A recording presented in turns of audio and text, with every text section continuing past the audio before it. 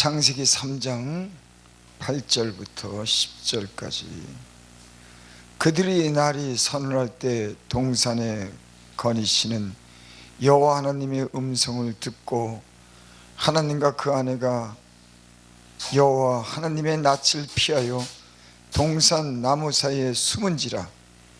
여호와 하나님이 아담을 부르시며 그에게 이르시되 내가 어디 있느냐. 가로되 내가 동산에서 하나님의 소리를 듣고 내가 벗었으므로 두려워하여 숨었나이다. 아멘.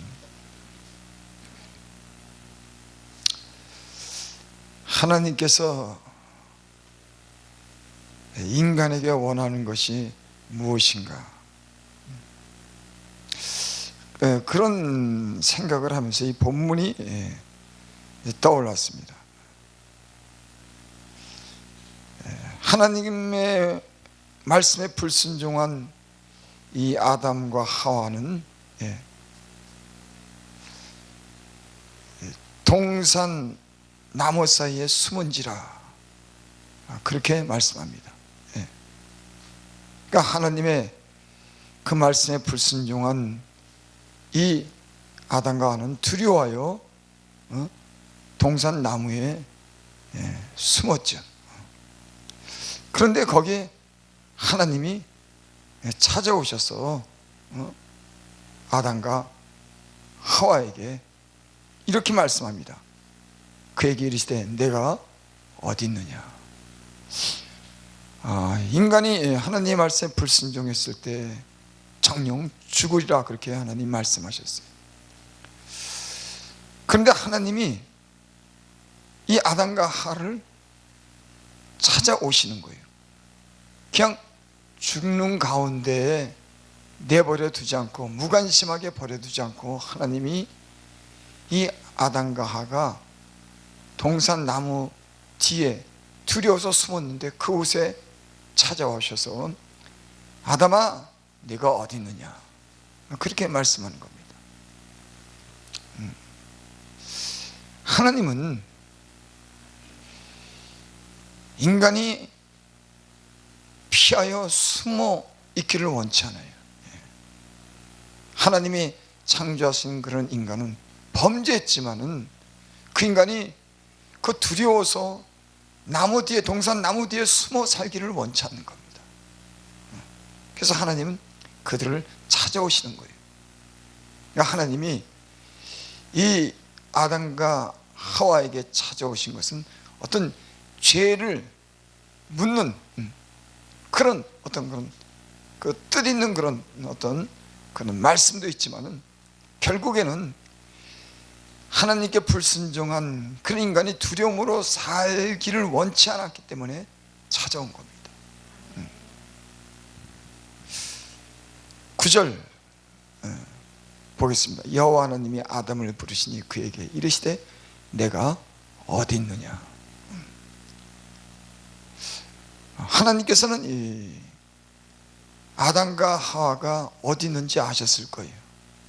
그런데 어디 있냐고 묻는 겁니다. 곧 이 얘기는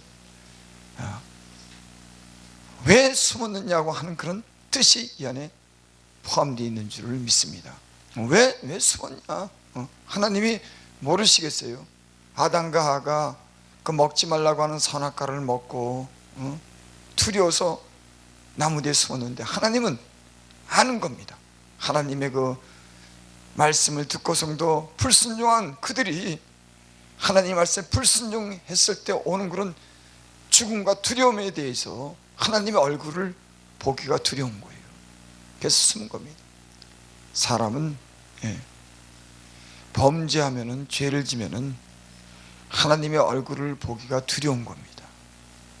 그래서 자꾸만 숨죠. 숨습니다. 점점 사람은 죄를 질수록 점점 더 깊은 어둠 속으로 들어가게 됩니다.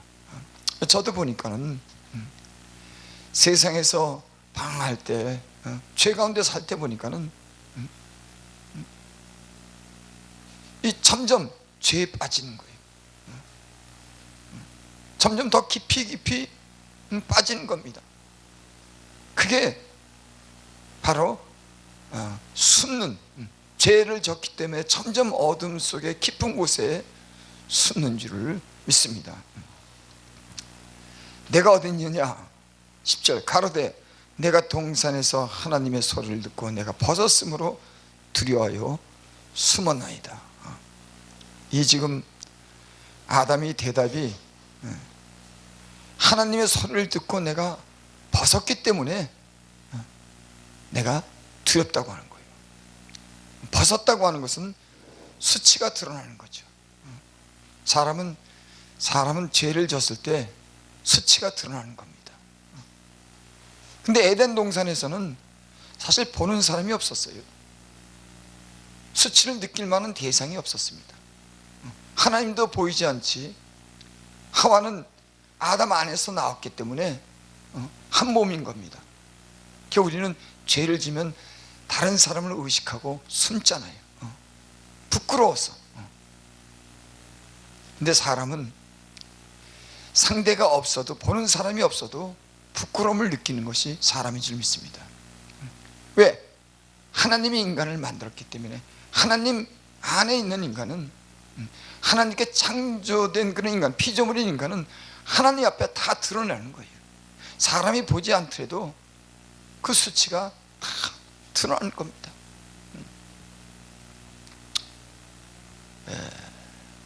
그래서 예수 믿는 사람들은 이 다른 사람이 보지 않더라도 하나님이 주신 그 양심의 소리를 들을 수 있어야 될 줄 믿습니다.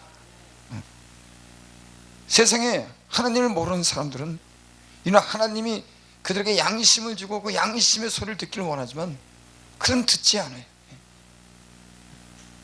율법이 있기 전에는, 법이 있기 전에는 양심이 서로 송사하고, 서로, 그러니까 양심이, 야, 너 그거 잘못했잖아, 너 그러면 안 되잖아, 양심이 송사했다고 그랬어요. 그럼 그 양심이 또 변명하는 겁니다. 법이 있기 전에 사람은 하나님이 주신 양심으로 살아갔어요. 어떻게 보면은 법보다는 양심을 지키는 게 더 중요합니다. 저는 정치를 하는 것을 보고, 정치하는 많은 사람들이 법에 걸리지만 않으면 되는 거예요. 돈을, 불이한 이익을, 재물을 취했어도 그건 법에만 안 걸리면 되는 겁니다. 양심이랑은 관계가 없는 거예요. 자기가 권력을 잡기 위해서 수단과 방법을 가리지 않고 자기 양심을 속이면서까지 법만 피하지 않으면 그 권력을 잡으려고 합니다. 그러니까 법이 있기 전에 사람에게는 양심이 있는 거죠. 예수님 믿는 사람들은 예수를 믿고 나서 양심이 회복된 겁니다.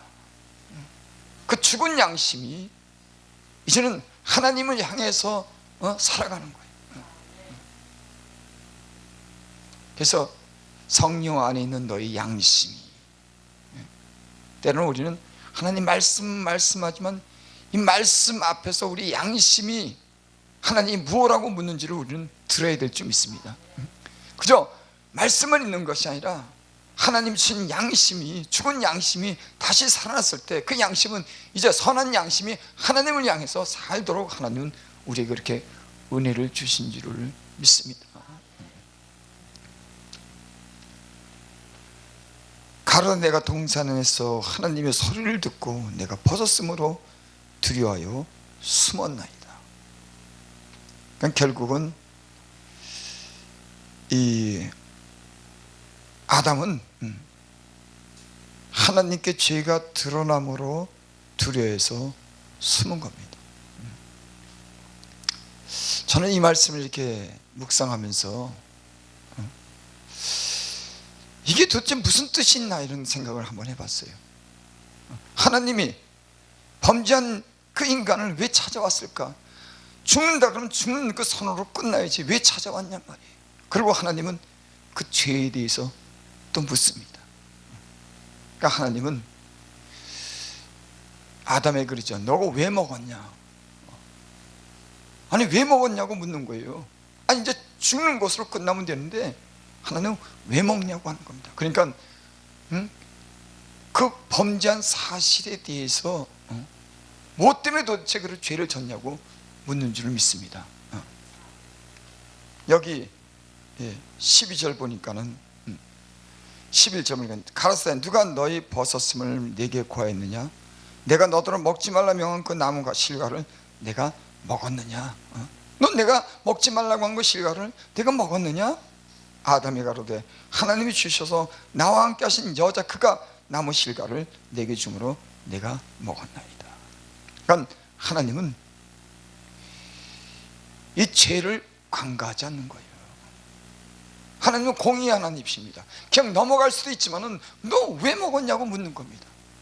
우리의 예수를 믿어도 우리는 주님이 때로는 이렇게 물을 때가 있어. 왜 너 거기 갔어? 너 거기 가지 말라 그래서 왜 갔어? 주님은 늘 사람에게 관심을 갖는 줄을 믿습니다. 그래서 성경이 말하고자 하는 큰 핵심 중에 하나는 하나님이 인간 세상을 살면서 거기에 관여하고 거기에 함께 한다고 하는 걸 알게 하는 거예요. 하나님 없어, 신은 존재하지 않아, 인간만 있어. 그거를 그렇게 하나님은 그렇게 넘길 수가 없는 거예요. 내가 있다 이거예요. 아담에게 찾아오신 것도 그거예요. 내가 봤다 이거예요. 내가 있다는 겁니다. 왜 그러냐고 묻는 겁니다. 이 세상의 무신론자들은 이런 생각을 안 하고 살아요. 가장 큰 죄가 뭐냐면 하나님이 없다고 하는 겁니다.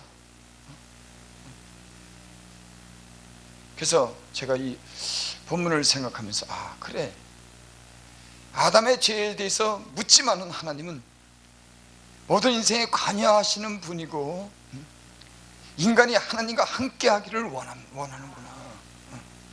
그래서 성경은 보면은 인간이 살아가는 그런 모든 그 이스라엘 역사 속에 하나님이 늘 등장합니다. 그 하나님이 거기에 계속 간섭. 그건 뭐냐면 내가 나와 함께 해야 된다고 하는 거예요. 창조자인 나 하나님을 기억해야 된다는 겁니다. 나를 공경해야 된다는 겁니다. 나를 경외하며 살아야 된다는 겁니다. 여러분, 성경의 주제가 어쩌면은 그거예요. 예수님이 이 땅에 오신 것도 하나님을 알게 하기 위해서 오신 겁니다. 그 예수님을 통해서 살아계신 하나님의 형상을 보여준 겁니다. 그 예수님을 통해서 하나님을 만나고 하나님 뜻대로 살기를 원하기 위해서 그 보이지 않는 하나님이 이 땅에 보이는 그런 형상을 입고 오셔서 많은 사람들에게 그 몸을 보이셨어요. 그러니까 예수님이 몸으로 입고 온 것을 갖다 인정하지 않으면 그건 적그리스도라고 그랬어요. 우리 예수님 믿는 사람은 확실한 그 믿음이 뭐냐면 예수님이 몸을 입고 하나님이 그가 분명히 오셔서 우리 모든 사람들에게 보이셨다고 하는 거예요. 그리고 친히 그 사랑을 보여주시고 그 사랑의 증표로서 십자가에 못 박혀 죽으심으로 자기 사랑을 나타냈어요. 인간이 죄를 인해서 누군가 희생해야 되지만 그 희생은 하나님 곧 자신이 한 겁니다. 여러분, 이게 위대한 사랑이에요. 자기가 맹세한 그 말씀과 언약을 스스로 깨버리고, 여러분, 하나님의 신은 자기가 그 맹세하는 언약을 깨면은 신이 자기가 책임져야 되는 거예요. 다른 사람이 책임을 물을 수 없어요. 왜? 만물을 창조하신 그 하나님이 그 자기 계명을 어긴다고 하면은 그건 자기가 책임을 져야 되는 거예요. 그 책임을 아담에게 돌리지 않고 자기 자신이 그 생명을 대속한 게 이게 하나님이신 겁니다. 그 위대한 사랑이라고 하는 건 자기 생명을 죽으면서 가진 그 언약을 깨고 새 생명을 새 계명을 주시고 우리를 살게 하신 그 계명이 예수님이 이 땅에 오셔서 우리를 사랑하는 사랑의 증거인 줄을 믿습니다.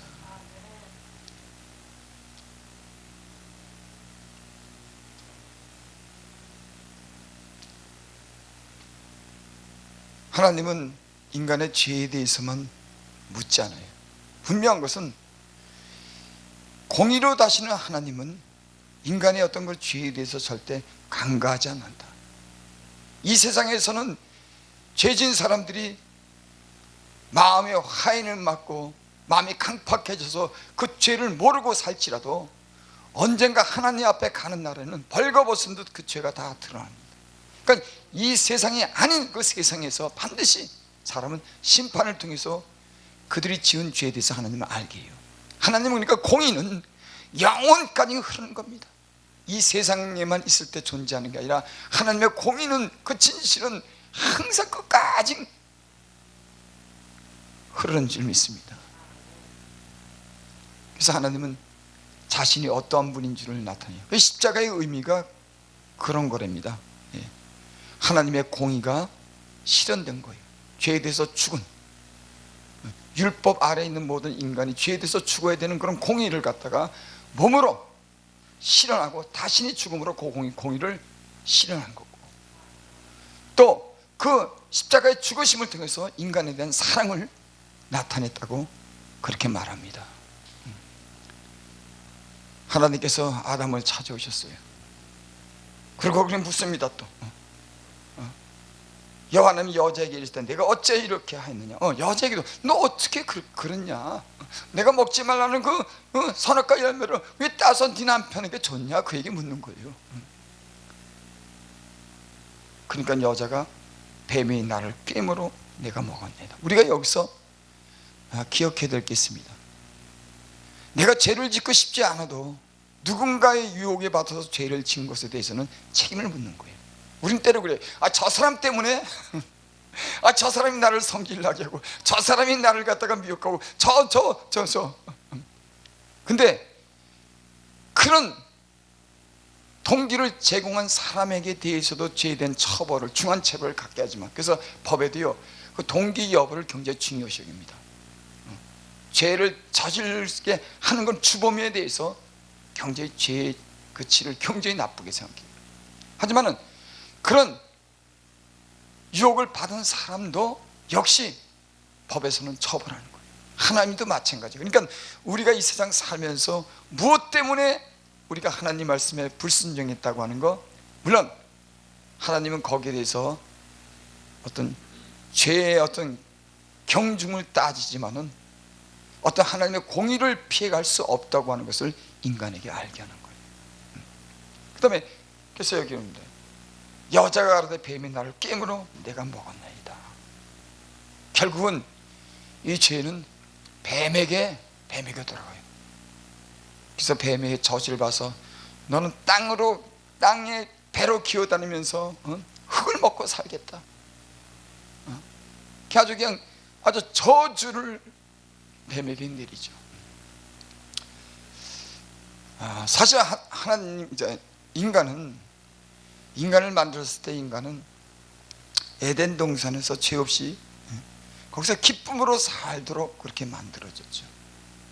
근데 죄가 들어옴으로 이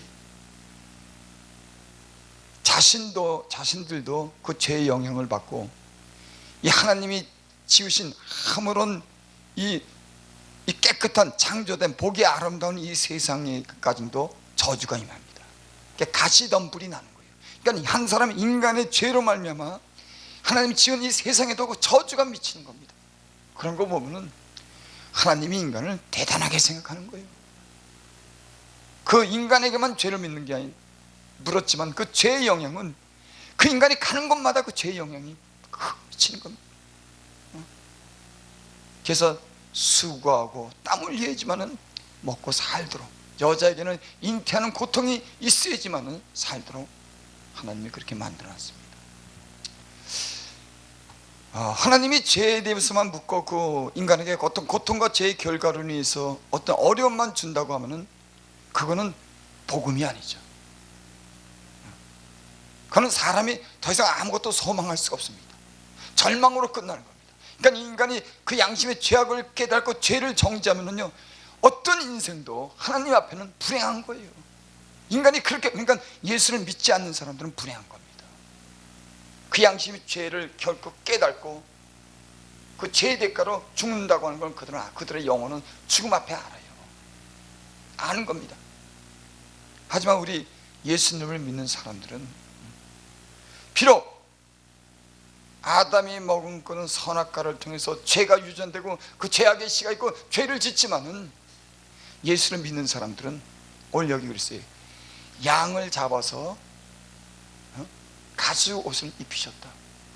무화과나무 잠시 입으면 말라 비틀어지는 그 무화과나무 그 가리는 거, 인간에게 그런 그 번거로운 수고를 하지 않도록 한 번에 양을 잡아서 저들의 수치를 가르쳤다고 하는 거 상당한 의미가 있지 않습니까?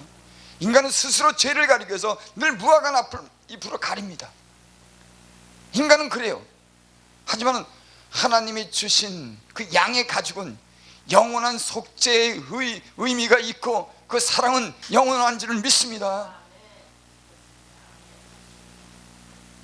그래서 저주받아야 될 그런 인생, 저주받은 이 땅이 어린 양이 그 생명을 통해서 인간의 부끄러움과 수치를 가려주심으로 인해 가지고 인간에게 소망을 주신 줄 믿습니다. 하나님이 함께 하겠다고 하는 거예요. 내가 죽는다고 했지만 내가 버리지 않고 내가 함께 하겠다고 하는 걸 계속 이 성경에 보면은 계속 아브라함 때까지도 하나님은 인간에 대한 관심을 늘 가지고 있어요. 그러니까 심판도 하시는 겁니다. 이렇게 살면 안 되는데, 하나님의 형상대로 지은 인간은 이렇게 살면 안 되는데 하면서 계속 구원의 역사를, 하나님이 택하신 사람들을 통해서 구원의 역사를 이루어가지요. 그리고 마침내 이 땅에 메시아가 옵니다. 구약에서 그렇게 구원자에 대한 큰 간절한 바람을 2000년 전에 이 땅에 하나님이신 그가 몸을 입고 이 땅에 오셔서 친히 구원의 의지를 실현하시고 인간을 떠나지 않는다고 하는 그런 약속을 해요. 인간은 하나님이 함께하지 않는다고 하는 이런 사상이라는 무신론자는요, 저주받은 거예요. 인간은 하나님이 필요한 겁니다. 죽음으로 끝나는 인간은 영원한 삶을 원하는 거예요. 그런데 예수 믿지 않는 사람들은 없어요. 거긴 다 절망과 죽음으로 끝나는 거예요. 예수 믿는 사람들은 비록 죄를 졌지만은 이 땅에 오신 예수님이 보여주신 그 모든 삶과 죽음과 부활하심으로 말미암아, 또 그들을 추종하는 많은 제자들과 선지자들에 의해서 증거되는 이 모든 진실한 말씀이 우리를 구원하시는 그런 말씀인 줄을 믿습니다. 말씀을 마칩니다. 하나님의 뜻은 뭔가? 하나님이 인간에게 바라는 건 뭐냐? 하나님이 계시다고 하는 거예요. 함께 살자고 하는 겁니다. 하나님이 이 모든 세상의 중심에 있는 겁니다. 내 삶의 중심에 있겠다고 하는 거예요. 변두리가 아닌, 제외된 게 아니라 하나님은 항상 이 세상 어디든지 네 중심에 하나님은 인정하라고 하는 거예요. 인간의 불행은 하나님을 인정하지 않는 데서 다 오는 거예요. 하나님을 인정하면, 느부갓네살이 그 7년간 환난을 겪으면서 하늘을 우러봤더니 총명이 다시 돌아온지라. 이 세상의 죄악으로 인해서, 어둠으로 인해서 총명이 어두워진 인간, 불행해진 인간, 어둠 속을 헤매는 그 인간은 하늘을 보는 순간, 하나님을 인정하는 순간 총명이, 생명이 오는 줄을 믿습니다. 그것이 바로 예수 그리스도를 통해서, 몸으로 얻고 있는 예수 그리스도를 통해서 하나님이 쓴 것을 증거하고 그 복음이 세상 끝까지 오늘날 전해준 줄 믿습니다. 그래서 참 예수님을 제대로 믿는, 복음을 믿는 사람들은 주님의 이 깊은 사랑과 은혜와 하나님의 관심과 살아있는 하나님의 살아계시다는 믿음을 가지고 위대한 역사를 써가는 사람들이 있는 줄을 믿습니다.